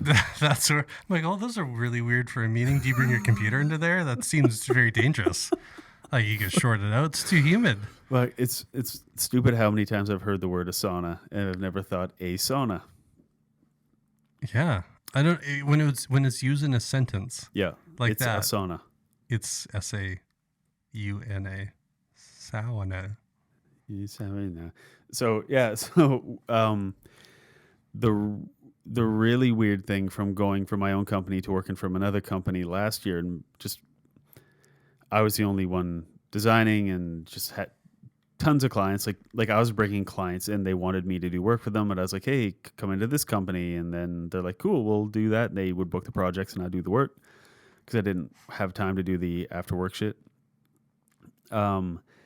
To now where we just have 1 client. The weird thing is I get so much done during the day. Like I take an hour for lunch. I go for a walk with Ryan. She works 2 blocks from me, and we just like walk around downtown by the water and whatever every day. But the other like 7 hours of the day, I'm just purely getting stuff done. Mm-hmm. There's no like talking around the water cooler, no nothing. I just get 7 hours of work done, and I get tons of work done, and then I just go home. And I genuinely miss the struggle of dealing with a client, of dealing with them with like crisis and helping them with new ideas and coming up with like really having it on my shoulders to do everything. I got like Stockholm syndrome doing it for too long, and now it's like, whoa, there's like the snack room and the coffee's all free, and but you're there's also a pool table, and which we have yet to use. But you just aren't used to stopping. The work. That's the end of the day is the end. Like it's the weekend. I don't need to check emails. I don't need to check in on anything. No, I don't. Like, it's like when I leave the office now, I'll leave it around 4. I check my email the next morning at like 8 when I get to work. There's nothing that's going to happen in between there that's a crisis now, and you're not used to that yet because you've only been here a shorterish 5 months. Yeah. 6 months. So it's weird. It's really weird. This office is haunted. I know, which is fine. it's Hope they're weird. Sexy ghosts. It's weird not being responsible for everything during the day. But what's not weird is not obsessing and having to work all night. Yeah.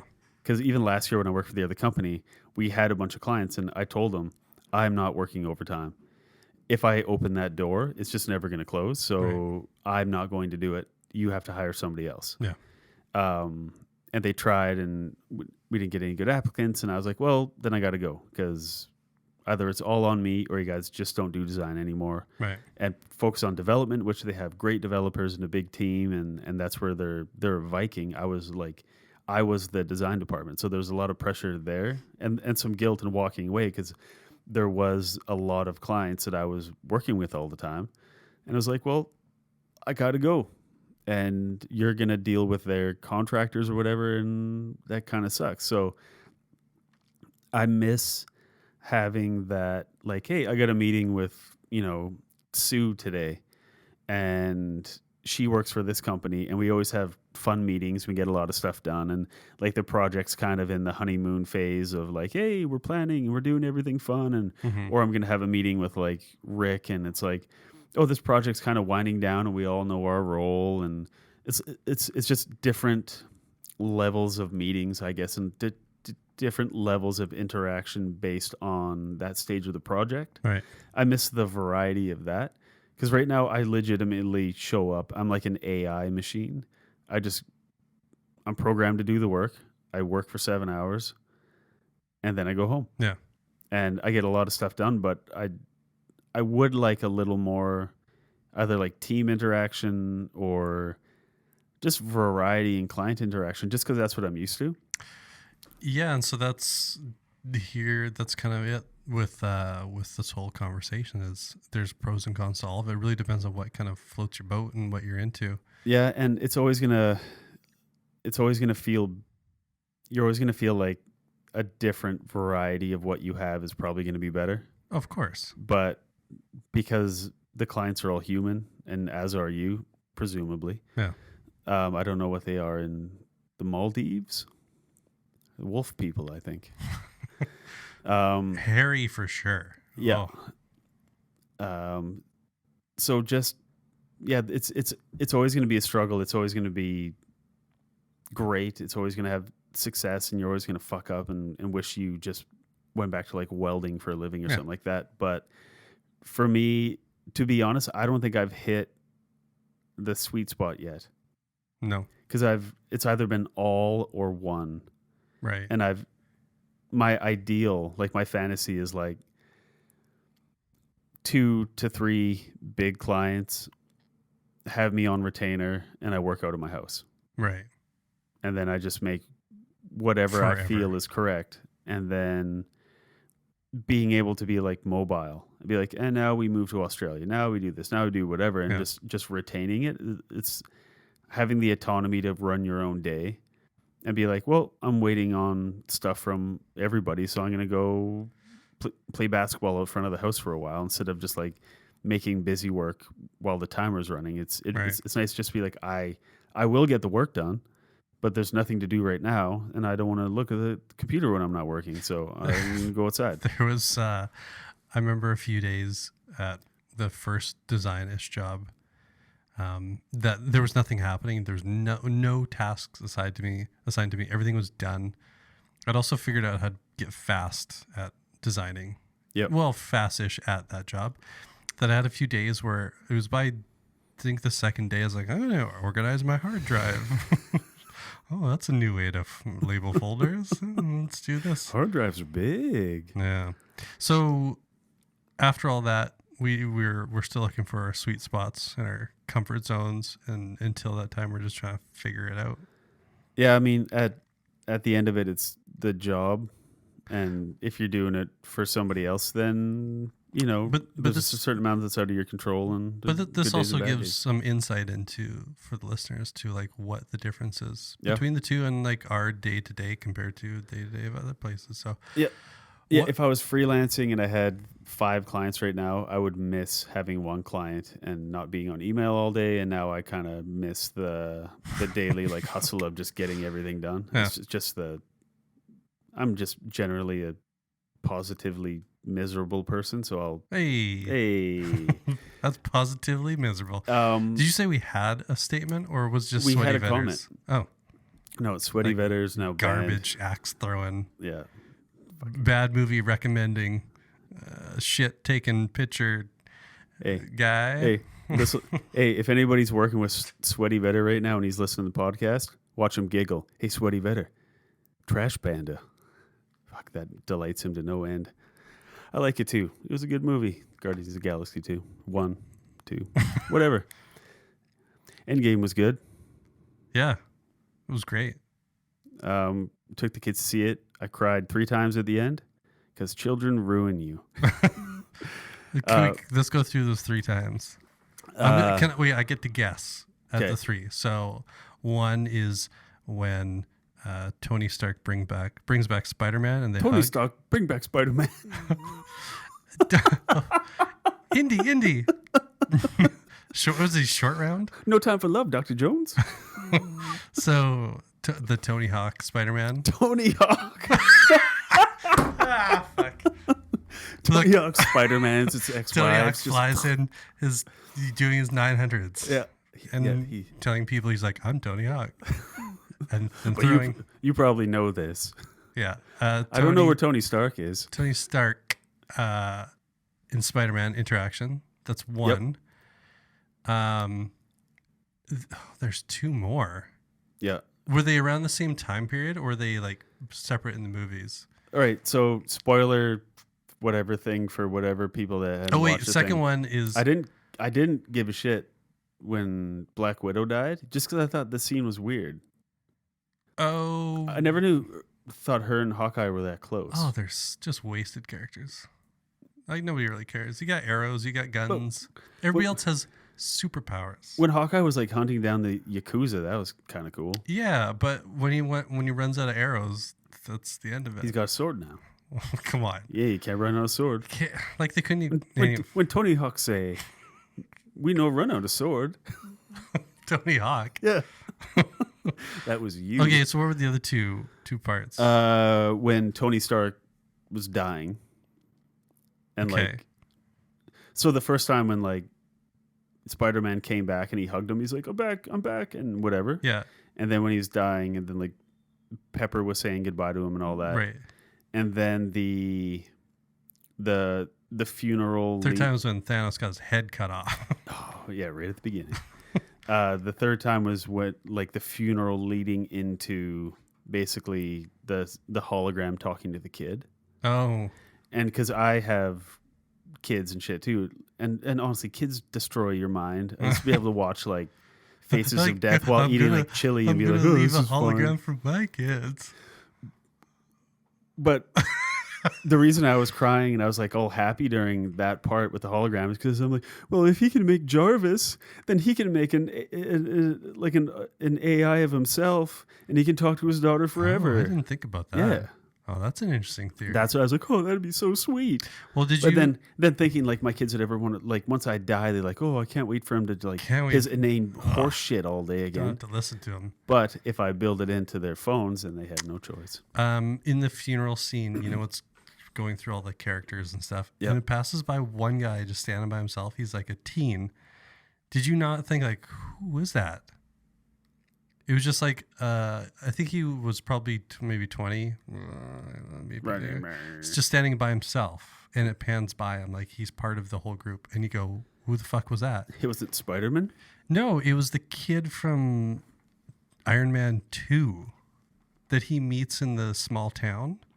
Oh, Like the kid I didn't even who's- catch that. Yeah, either after he the- crashed and he helped him fix his Yeah, shit so the back little up. kid that helps him, Oh. that's who it is. So, and the one thing I read is that, or one person said that Marvel just doesn't show people or use characters for no reason. Like, Because he'll be a new Iron Man. he might be Yeah. a version of it. I don't know if the comics have like a version of that, but It could easily. either way. Anyway, So,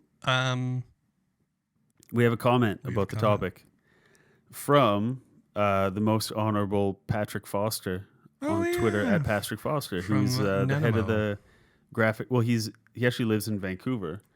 He's the head of the graphic design program at Vancouver Island University, and one fucking hell of a nice guy. Mm-hmm. He's a super nice dude. Marcus and I both met him, and it was great. So we put out the call. Are we happier with a bunch of clients or dedicating all of our time to just one? And everything in between. And Patrick says 3 to 5. More than that, and it gets unmanageable. For me, anyway, as long as it pays a rent, of course. Add clients as needed to break even. Yeah, that's tough. I don't know what his situation is and whether he does it all himself, but I know he does a lot of, I believe, book design and like layout and stuff like that. Right. And I mean, I think he boiled it down to like, keep your days manageable, and if you need more money, take on another thing. I mean, that's essentially the heart of the whole goddamn argument. So if you have one client and you need more money, take on another. If you have 12 and you need more money, you'll probably have to take on 4 more just to profit from it. and then you're if just you gotta hire somebody, then that takes away exactly. So the majority of your profit. yeah, the dream for me is like just handle everything myself. When I have a bad day, I go outside and I like throw a chair at my car. So you just need to make an AI of yourself Yeah. who replies to emails in Slack. Why doesn't that exist? Well, Google tries it. It tries, but it's he's like, good job. I'm like, I would never say good job. yeah. Or like, and thanks for getting back to me. Like, it's learning. It's getting more of what I would say, but I just want it to straight up reply. So I don't care what it says. with the AI replies and writing and such. So on your suggestion, I've been using Grammarly, Yeah. which Pretty good, eh? for free service, it's pretty handy because I'll just dump a whole block of text into the document, and then it picks up like, "Oh, you dummy, you added 2 thes." It's like, or It's like, "Oh yeah, idiot, I did you mean Tony Stark? did." Tony Stark doesn't do 900. Tony Stark. So yeah, well that's good. Thank you, Patrick. Yeah, that was fantastic. So, And I hope there's another advisory meeting soon. At some Yeah. point, they haven't had one for a bit. no. Yeah, Marcus and I are advisors on the board of the graphic design program at the university. Correct. And it was fun. We drove up, we stopped at a brewery on the way, and went up for, it was like a 2-hour discussion with a bunch of people from like up and down Vancouver Island about the direction that the program should go in.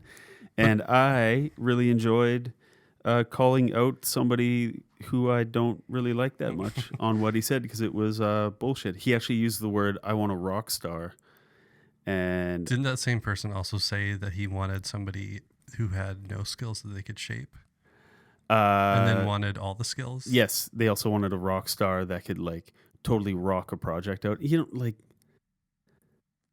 Either way, just it's a good God idea damn because the school wants to make sure that the students are prepared for actual real jobs. Yep. So they asked people who do it for a living. Yep. So it's fun. It's Yeah. good. Yeah, and then it was kind of our chance to act as a client for once. It's like, what do you want? Be like, I don't know. Yeah. Like I felt as kind of unprepared as a lot of clients do. Like in the first meeting, it's like, so this is what we're doing. Like, oh wow, I don't know what I think about that. Like, Yeah. but yeah, it was fun. So thank you, Patrick. That was delightful. Mm-hmm. Anything else you want to? No, I think I just read that the Raptors won, so they're up 2-1 in the series. Good for them. And 100% of the players are from Canada, so we have a reason to be proud. There's actually a few of them that are not the most though. I don't know. I tried to look it up who was the most Canadian players, but I know I've completely lost. Like you, I used to watch a ton of basketball, play a ton of basketball, still play and all that, but I don't know the names of any of the players anymore. Right. And it like LeBron James, got you. Dwayne Wade, cool. Steph Curry and all that, but I don't know the deep knowledge of the rosters that I used to. So No. I bought for like $5 for the Xbox One a couple weeks ago. I bought NBA 2K17, Very current. current enough, Right. and it's super fun. And I'm like, yeah, Kawhi and all these guys. Like I'm learning more of the names. When I know, well, I don't know him, but I recognize his name from when he played for the Spurs. Yeah. Because they went on that big tear when Tim Duncan and Kawhi and Manu Ginobili. Manu. They won a couple championships, or they were always in the finals or getting up there. They were still like a really good team. So that's the only reason I know who he is. And if you enjoy the casual fundamentals of basketball, look up Tim Duncan clips. Just some real solid lay-ins and a no-frills approach. And can Muggsy Bogues dunk? No, he can't. That was Spud Webb. Spud Webb, that's what I'm thinking. Spud Webb was a magician. Yeah. But yeah, so maybe next time we'll talk about sport team logos and the shit we don't like about them, or maybe we'll do a thing that is not that and do a different one. Mm-hmm. But yeah, thank you all for listening, everybody. Go to worstdesignshow.com to check out all the show notes. I try and put up as many links and images and all that as we can that we discuss in the show, because it is a audio show and there's half the shit we talk about supposed to look at. So we try to do that. Get us on the social media things at Worst Design Show. If you want to write us an email, you can do that too. I don't know why you would. I don't know why I would check it. But sponsorship, if Squarespace is looking to get in touch, or Limerick, the city of Limerick. If you're you know who you are, you're listening from Limerick, email us at designersaretheworst@gmail.com, introduce yourself, and maybe we'll have you on a Skype call, because goddamn, I feel we've taken advantage of your listenership and what's probably a lovely town. We talked about how you know our what, context for your town is a man blowing himself, so we'd like to make good on that. You know what? I have a theory now about make up for that, not make good on that. We're gonna make good on it. We're gonna walk the walk. I have a theory now is that they're not actually from Limerick. That's just like a default IP address for a VPN network. Well, we're going to find out hopefully real soon. So designersaretheworst@gmail.com if you're from Limerick, or you want to give us money, or you want us to, hey, maybe you have a conference or something. You want us to come and do a live show? We'll do that. And you'll regret that decision. And we will too. But what fun it'll be. All of our shit fits in a bag. We can go anywhere, provided travel expenses are paid for. But yeah, so thanks for listening. Follow us on things, talk to us other places, and we'll see you in a couple weeks. Bye.